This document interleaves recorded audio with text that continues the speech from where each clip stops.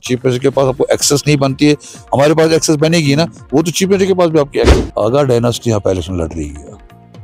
रही बीजेपी तो मैं उस चीज़ को कंसिडर नहीं करता हूँ, वो भी बड़गाम में, क्योंकि गलत तरीके से एक्सप्लॉइट करते हैं कि आगा खानदान का बंदा है, वो बात नहीं। वो आपको 14 की काउंटिंग नहीं की पता चल जाएगा वो कितना वोट हासिल है। नेशनल कॉन्फ्रेंस एक रीजनल पार्टी है, नेशनल कॉन्फ्रेंस एक मतलब ग्रास रूट लेवल पार्टी है।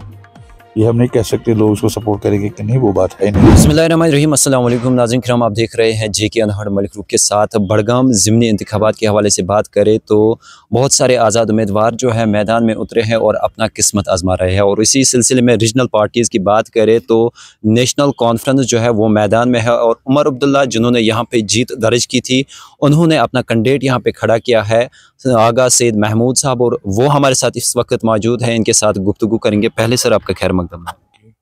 किस नज़रिया से आप देख रहे हैं जिस तरह से उमर अब्दुल्ला ने इस सीट को छोड़ा और उन्होंने ये कहा कि जहाँ पे बड़े मार्जिन के साथ जीत दर्ज करूँगा उस सीट पे मैं बरकरार रहूँगा, और उन्होंने इसी सीट से जो है रेजिग्नेशन दी और गांधरबल सीट को बरकरार रखा। किस नज़रिया से पहले आप इसे देख रहे हैं? देखिए, पहले ये क्लियर हम करना चाहिए कि उमर साहब ने किसी भी जगह ये नहीं कहा कि मैं जहाँ मार्जिन ज़्यादा रखूँगा वहाँ मैं रिटेन करूँगा वो सीट।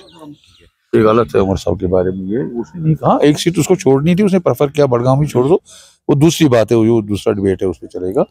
लोगों को तवक्का थी कि हमें चीफ मिनिस्टर मिल गया शायद, तो अच्छी बात है। उनने वोट भी डाले उस तरीके से, अच्छी। आज नया एमएलए आएगा, अगर इसी पार्टी को वोट दे देंगे, ये रूलिंग पार्टी है, वो भी चीफ मिनिस्टर का ही बंदा होगा। अगर चीफ मिनिस्टर के पास आपको एक्सेस नहीं बनती है, हमारे पास एक्सेस बनेगी ना, वो तो चीफ मिनिस्टर के पास भी आपकी एक्सेस है।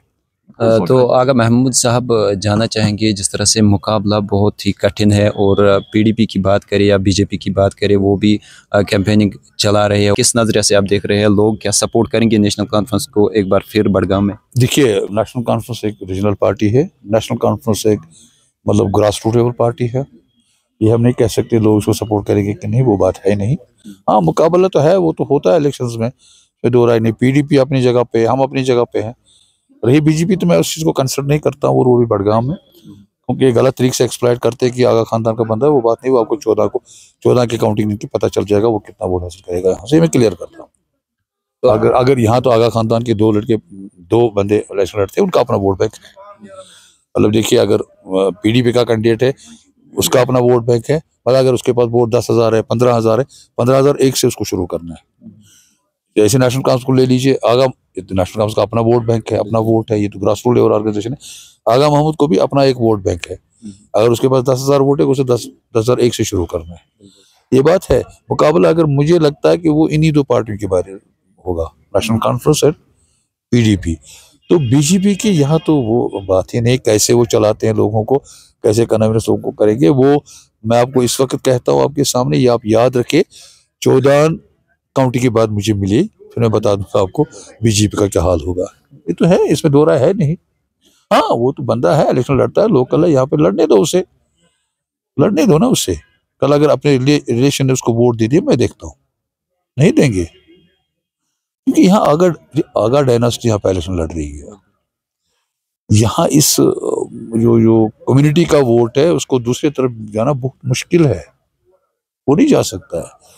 तो अगर आप ये समझते हैं कि वो भी इसी डायनास्टी का बंदा है, आगा मोहसिन दिखता है अपने आप को सईद मोहसिन, तो वो आपको 14 को पता चल जाएगा। प्रेस वाले से मैं कहूँगा वो शायद बिलीव नहीं करेंगे, जब 14 को रिजल्ट्स आएंगे उस वक्त पता चल जाएगा ये हमने सही कहा या गलत कहा। तो लोग जो है वो कह रहे हैं कि जो नेशनल कॉन्फ्रेंस का मैनिफेस्टो था, पहले तो यहाँ पे रेजिग्नेशन दिया है उमर अब्दुल्ला ने, तो आगा महमूद साहब किस तरह से इस पर खरा उतरेगा कि इलेक्शन मैनिफेस्टो जो नेशनल कॉन्फ्रेंस में दिया है बड़गाम के हक के लिए आप कितना काम करेंगे? देखिए, मैनिफेस्टो जो 5 साल के लिए है, उसमें बड़गाम भी आता है। 5 साल का मैनिफेस्टो हम 1 साल में तो पूरा नहीं कर सकते, ये कहाँ का इंसाफ है, ये सही बात नहीं। ये 5 साल के मैनिफेस्टो दे दिया, आप देखिए आगे होता है क्या। एक एक काम तो आता है, एक एक काम तो चलते रहा, 1 साल तो लगता है संभलने को ही, तो फिर अब देखिए 4 साल में क्या होगा।